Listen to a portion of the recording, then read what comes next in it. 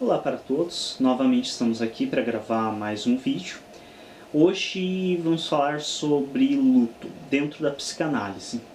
Quando nós pensamos em luto, logo vem à nossa mente, costumeiramente, a morte. Mas, como tudo dentro da psicanálise, o luto não seria diferente, é algo bem mais abrangente dentro da psicanálise do que simplesmente a morte de alguém querido ou a morte de alguém conhecido. Dentro da psicanálise se entende por luto qualquer perda, ou seja, essa perda pode ser a morte de alguém de quem se gosta ou se conhece, ou pode ser a perda de um emprego, pode ser o fim de um relacionamento. Tudo isso dentro da psicanálise é entendido como necessitando a elaboração de um luto. Por quê? Porque dentro da psicanálise se tem a compreensão, por exemplo, de que quando você encerra um relacionamento, você investiu um tempo, você investiu energias dentro desse relacionamento. Quando esse relacionamento se encerra, inevitavelmente você vai sofrer um luto, porque você teve a perda de um relacionamento no qual você investiu e o qual provavelmente você esperava que tivesse outro desfecho ou outra continuação. Essa perda, esse desfazer este relacionamento, isto te gera um luto, uma necessidade de trabalhar com essa energia que você investiu nesse processo de relacionamento. O mesmo ocorre com a perda de qualquer coisa, objeto, pessoa ou situação, como é o caso de um emprego, por exemplo, onde você também vai ter a perda do emprego e você vai ter que dar conta de elaborar um luto acerca dessa perda do emprego. E isso pode gerar diferentes tipos de sentimentos dependendo de cada pessoa, que é outra coisa que se trabalha muito tanto dentro da psicanálise como dentro da psicologia de modo geral. Nós temos por hábito de utilizar muito uma frase quando uma pessoa está passando por dificuldade. Eu sei o que você está sentindo. É importante que nós entendamos, para se entender essa questão do processo de luto, que ninguém, além da própria pessoa, sabe o que ela está sentindo. Mesmo que você tenha passado exatamente a mesma coisa que ela, em situações muito semelhantes, é necessário entender que você é você, ela é ela. Cada indivíduo vivencia a situação, vivencia um luto de um modo específico, de acordo com a sua criação, de acordo com a sua estrutura psíquica, de acordo com toda a sua história social, de vida e de existência. É importante que entendamos isso para que não se façam, não se tenham atitudes preconceituosas, como por exemplo você vê em algumas situações onde uma pessoa perdeu alguém querido, alguém amado, e aí ela vai para uma festa, ela vai para algum lugar mais descontraído, e aí existem várias pessoas criticando, morreu o irmão ontem e está festando hoje, ou às vezes no mesmo dia a pessoa sai, vai para algum lugar, e aí vem toda aquela enxurrada de críticas. É necessário que entendamos que cada um vivencia o luto ao seu modo. Então essa pessoa pode ser o modo dela de vivenciar. Morreu uma pessoa que ela gosta, qual que é a nossa tendência geralmente quando nós perdemos alguém que amamos? É estar com outras pessoas para nos apoiarem. Alguns fazem isso em um velório, com os familiares em volta, com conhecidos, com amigos. Outros fazem isso numa balada, por exemplo, onde tem pessoas que muitas vezes são de muito mais contato com ela do que necessariamente a própria família. Então nós não temos direito e nem condições de estar julgando isso ou de estar atribuindo certo ou errado a forma de cada um vivenciar o luto. Isso é muito importante. Do mesmo modo, porque trazer à tona esta temática, essa questão? Porque do mesmo modo ocorre também com o peso do luto.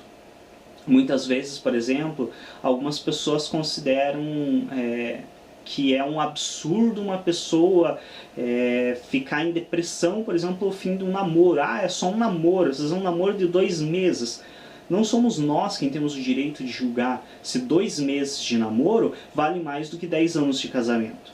Vai depender daquela pessoa, de como aquela pessoa se estrutura, de como ela vivenciou esses 2 meses de namoro, da importância que esse relacionamento teve para ela, do quanto de energia que ela investiu nesse relacionamento.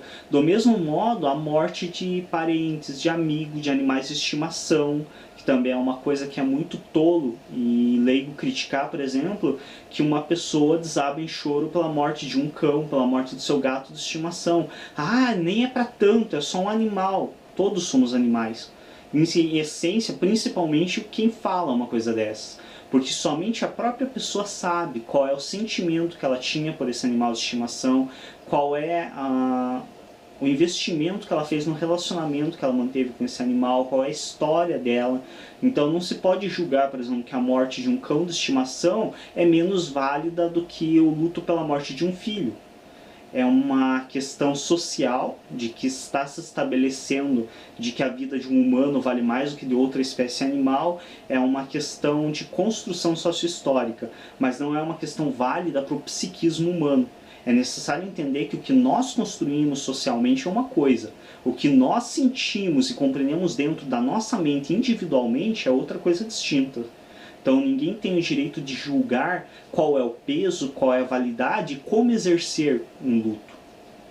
Então a realização do luto, exercer essa elaboração dessa perda, é uma coisa individual, é uma coisa característica de cada um e é uma coisa que somente a própria pessoa tem a capacidade de saber o que ela está sentindo e como que ela vai dar conta do que ela está sentindo. Alguns, por exemplo, com o fim de um relacionamento, podem sair para festas, para sair com o máximo de parceiros possível em uma única noite, tentando elaborar esse luto. Outros podem ficar deprimidos em casa comendo chocolate e tomando sorvete. Outros ainda podem fazer outras coisas totalmente diferenciadas para estar tentando dar conta da elaboração dessa perda. Mas isso somente é capaz de dizer o que será feito para elaborar essa perda e o quanto essa perda é danosa e pesada para o indivíduo, somente ele próprio tem a capacidade de dizer isso. Então é necessário que a gente entenda isso e que deixe essa frase tão habitual e tão marcada de lado, de eu sei o que você está sentindo. Não, eu não sei. Eu posso ter uma base do quanto você está sofrendo por ter passado por algo semelhante e saber o quanto eu sofri. Eu sei o que eu senti quando eu passei pelo que você está passando. E me baseando por isso eu tenho uma noção. Mas saber o que o outro sente, somente ele é capaz de saber. E diante disso, sabendo-se que a elaboração do luto é dependente de cada um, que o luto é realizado acerca de qualquer perda, as mínimas perdas rotineiras do nosso cotidiano, como por exemplo a quebra de uma ferramenta de trabalho ou qualquer tipo de perda no nosso dia a dia, gera um luto. Obviamente, conforme a nossa construção social, nós tendemos a estabelecer para nós mesmos critérios de avaliação da gravidade desse luto. Obviamente que não são todos os indivíduos que vão ver com a mesma importância e com o mesmo impacto a morte de uma pessoa conhecida e a morte de uma pessoa da família ou do melhor amigo. São formas que cada um vai vivenciar e critérios que cada um estabelece para dizer qual para ele é a morte mais significativa. Muitas vezes nem nós mesmos nos damos conta. Muitas vezes o que nós achamos que seria uma morte significativa, nós acabamos encarando com certa naturalidade. E o que muitas vezes nós achamos que seria o fim do mundo para nós, acaba se saindo bem menos impactante do que esperamos, e o inverso também válido. Muitas vezes o que nós acreditamos que seria bem tranquilo para se passar, você acaba tendo um sentimento bem mais forte, intenso do que esperava diante daquela situação. Sendo assim, devemos rever com muito cuidado quando emitimos opinião sobre o luto do indivíduo, porque a nossa opinião só é válida para nós. O que o outro está sentindo, somente ele é capaz de saber, e em geral somente ele vai dar conta disso. Nós podemos tentar ajudar, mas realmente saber o que o outro sente nós não sabemos. Criticar a forma como o outro está trabalhando com a sua dor, com o seu luto, é algo, além de hipócrita, completamente leviano. porque estamos criticando algo que nós não conhecemos. Estamos criticando uma dor pela qual não é nós que estamos passando. Estamos criticando uma dor a qual desconhecemos o seu sentido e o seu significado. Mesmo que já tenhamos passado pelo mesmo, como já dito antes, cada um interpreta este mesmo ao seu próprio modo. Sendo assim, somente esse indivíduo pode realmente estabelecer o quanto aquele luto é significativo para ele e o como ele vai trabalhar com isso. E a nós, quando se trata de alguém conhecido, de alguém que nos é de apreço, só basta estarmos ao lado dessa pessoa e muitas vezes nem mesmo dizermos nada. Muitas vezes o fato de ouvir é muito mais importante do que a atitude de falar, porque falar é algo habitual e é algo que quase todos fazem. Quando uma pessoa perde alguém querido para ela, perde alguém importante, todos vão e todos falam alguma coisa, todos acham que sabem o que falar, todos querem emitir uma opinião, ou todos querem dar os seus pêsames, quando na verdade muitas vezes o que basta é você sentar ao lado daquela pessoa, calar a boca e abrir os ouvidos. Muitas vezes você ouvir ela relatar a dor dela tem um peso muito maior e acaba auxiliando ela muito mais do que você tentar falar coisas e acabar trabalhando com o luto dessa pessoa de um modo desrespeitoso para ela, sem realmente ter o conhecimento do quanto aquilo é significante para ela. E muitas pessoas, inclusive, têm uma grande dificuldade em trabalhar com o luto, a um nível de chegar a negar o luto. A negação da morte é uma coisa bastante comum, principalmente quando se tratam de familiares, de pessoas mais próximas. Existem muitas pessoas que elas realmente não acreditam a princípio na morte.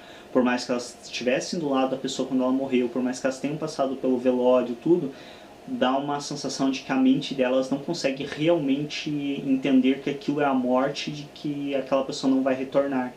E ela leva às vezes tempos, existem inclusive casos clínicos de psicanálise, onde o indivíduo passou décadas, literalmente, questão de 20, 30 anos, para elaborar realmente o luto de uma pessoa querida, para desabar em choro e realmente acreditar e entender que aquela pessoa foi e não vai voltar. Então é uma questão bastante complicada se trabalhar com o luto. A ajuda de um psicólogo é sempre muito útil, então quando uma pessoa ela está com dificuldades realmente para trabalhar com esse luto, para entender o que aconteceu, é bastante útil sempre o auxílio de um profissional da área de psicologia. E a ajuda dos familiares, dos amigos também é muito importante, desde que seja uma ajuda respeitosa, desde que se saiba que aquela pessoa está passando por uma dor própria, que muitas vezes somente ela compreende, ou em muitos dos casos nem mesmo ela é capaz de compreender a dor que sente. Obrigado a todos por esse vídeo, espero que ele tenha sido um pouco mais esclarecedor aí a respeito da interpretação da psicanálise acerca do luto. Deem uma conferida nos outros vídeos, acessem o canal ali, clicando na logo do lado do meu nome, ou no meu nome mesmo, você consegue ter acesso ao canal e aos demais vídeos falando sobre diversas outras temáticas da área de psicologia. A grande maioria dos vídeos direcionados à psicanálise, que é uma área de maior apreço minha, mas também tem outros vídeos aí direcionados a outros temas e outras áreas. Muito obrigado a todos pela atenção e até um próximo vídeo.